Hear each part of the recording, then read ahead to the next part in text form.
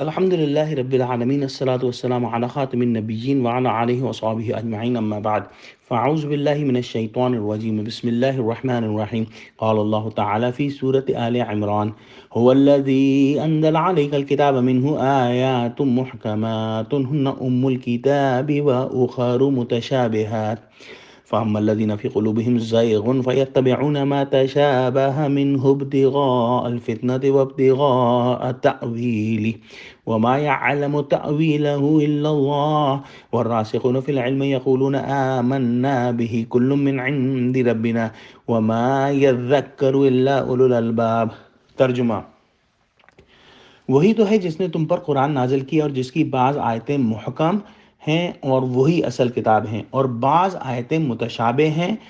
تو جن لوگوں کے دلوں میں کجی ہے وہ متشابہات کا اتباع کرتے ہیں تاکہ فتنہ برپا کریں اور مراد اصلی کا پتہ لگائیں، حالانکہ مراد اصلی خدا کے سوا کوئی نہیں جانتا. اور جو لوگ علم دستگاہ کامل رکھتے ہیں وہ یہ کہتے ہیں کہ ہم ان پر ایمان لائے، یہ سب ہمارے پروردگار کی طرف سے ہیں اور نصیحت تو عقل مند ہی قبول کرتے ہیں. اس آیت مبارک میں اللہ سبحانہ وتعالی نے دو طرح کی قرآنی آیات اور دو طرح کے لوگوں کا ذکر فرمایا ہے. دو طرح کی قرآن آیات میں آیات محکمات ہیں جن کا مطلب واضح ہے اور مکمل طور پر سمجھا گیا ہے اور ہمارے پیارے نبی صلی اللہ علیہ وآلہ وسلم نے ہم کو سمجھایا ہے. ان آیات میں آیات احکام شامل ہیں جس کے اندر حرام اور حلال، اچھا اور برا، اور جو چیزیں کرنے کی ہیں اور جو چیز نہیں کرنے کی ہیں ان کا ذکر ہے. دوسری طرح کی آیات آیات متشابہات کہلاتی ہیں جس کے اندر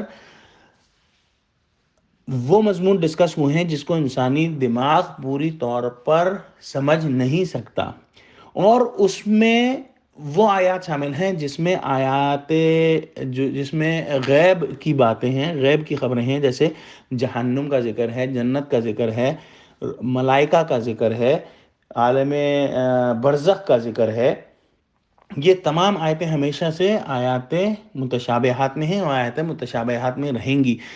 ان کے بارے میں ہم کو جو علم قرآن نے دیا ہے اور جو ہمارے پیارے نبی صلی اللہ علیہ وآلہ وسلم نے سمجھایا ہے، ہمیں اپنے آپ کو وہیں تک محدود رکھنا ہے اور اس سے آگے بڑھنے کی کوشش نہیں کرنی، اس کے اندر ڈسکشن مزید نہیں کرنی، کیونکہ یہ ایک دلوں کی بیماری ہے کہ انسان آیات محکمات کو چھوڑ کے آیات متشابہات کے پیچھے لگ جائے تاکہ فتنہ برپا کرے، اور اس سے اللہ سبحانہ وتعالی نے منع فرمایا ہے.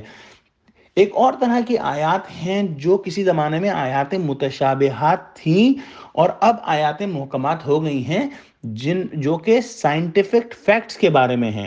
سائنٹیفک فیکٹس جو کہ حضور صلی اللہ علیہ وسلم کے زمانے میں پروون نہیں تھے، آیات متشابہات میں تھے، لیکن آج جب کہ وہ پروو ہو گئے ہیں تو آیات محکمات میں ہیں. جیسے اللہ سبحانہ وتعالیٰ فرماتے ہیں سورہ یاسین کے اندر: وَكُلٌّ فِي فَلَكٍ يَسْبَحُونَ، کہ تمام اجرام فلکی اپنے اپنے دائروں میں تیر رہے ہیں. یہ بات حضور صلی اللہ علیہ وسلم کے زمانے میں معلوم نہیں تھی تو یہ آیات متشابہات میں تھی، لیکن آج چونکہ یہ بات معلوم ہے اس وجہ سے یہ آیات محکمات میں ہوگی. اسی طرح سے قرآن ذکر کرتا ہے 7 آسمانوں کا، اور آج ہم یہ نہیں جانتے کہ 7 آسمانوں سے کیا مراد ہے، تو یہ آیات متشابہات میں ہیں آج. لیکن آج سے 5 سال، 10 سال، 20، 100 سال بعد جب یہ بات معلوم ہو جائے گی کہ بین ہی 7 آسمان ہیں اور اللہ کی آیتیں کبھی بھی غلط ثابت نہیں ہو سکتی، تو جب یہ چیز معلوم ہو جائے گی تو پھر یہ تمام آیتیں جو ہیں آیت متشابہات سے نکل کے آیات محکمات کے اندر آ جائیں گی.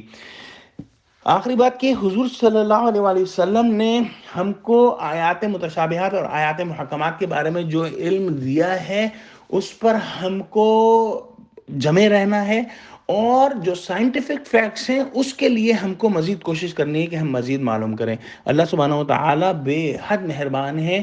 انہوں نے سورہ آل عمران کی اگلی آیت نمبر 8 میں اس دلوں کی بیماری سے بچنے کی دعا بھی ہمیں سکھا دی ہے. اللہ سبحانہ وتعالی فرماتے ہیں: ربنا لا تزغ قلوبنا بعد اذ هديتنا وهب لنا من لدنك رحمة انك انت الوهاب. اے پروردگار، جب تک تو نے ہمیں ہدایت بخشی ہے تو اس کے بعد ہمارے دلوں میں کجی نہ پیدا کر دیجو اور ہمیں اپنے ہاتھ سے نعمت عطا فرما، تو بڑا عطا فرمانے والا ہے۔ آئیے دعا کریں کہ اللہ تعالیٰ ہم کو قرآن کا فہم عطا فرمائے۔ وآخر دعوانا ان الحمد للہ رب العالمین، والسلام علیکم ورحمۃ اللہ وبرکاتہ۔